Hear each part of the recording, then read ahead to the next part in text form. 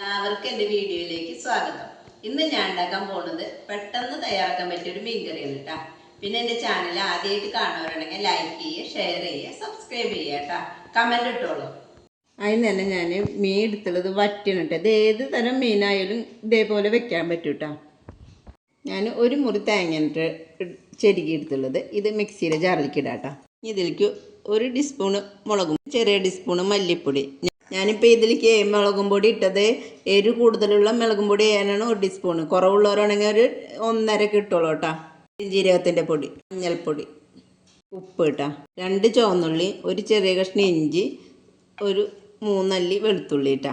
ഇതിലേക്ക് കുറച്ച് വെള്ളം ഒഴിച്ച് നമുക്കിത് നന്നായി പേസ്റ്റ് പോലെ അരച്ചെടുക്കാം കേട്ടോ. നന്നായി അരച്ചെടുത്തിട്ടുണ്ട് കേട്ടോ. ഈ ചട്ടിയിലേക്ക് ഒഴിക്കാം കേട്ടോ. പാകത്തിനുള്ള വെള്ളം ഒഴിക്കുക.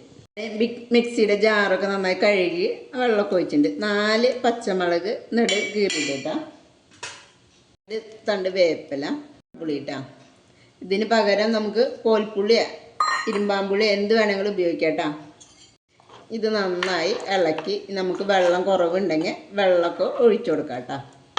ഞാനിപ്പോൾ ഇത് തീ കത്തിച്ച് വെച്ചിട്ടുണ്ട് കേട്ടോ. ഇത് നന്നായി തിളക്കട്ടെ.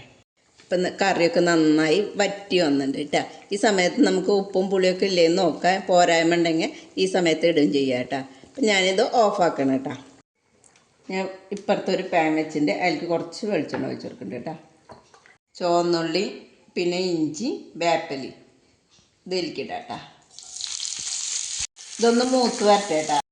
എൻ്റെ അമ്മ ഇങ്ങനെയാണ് വെക്കാറ് കേട്ടോ. ഇങ്ങനെ ഈ ഉള്ളി അരിഞ്ഞിടുമ്പോൾ ഒരു ചെറിയ കഷ്ണം ഇഞ്ചിയും കൂടി ഇങ്ങനെ ഇതിലിട്ട് മൂപ്പിച്ച് കഴിഞ്ഞാൽ ആ കറിക്ക് നല്ലൊരു ടേസ്റ്റ് വരുന്ന പറയും. മൂത്തുണ്ട് കേട്ടോ. തീ ഓഫാക്കാം. ഇത് വിളിക്ക് ഇട്ട് കൊടുക്കാം കേട്ടോ.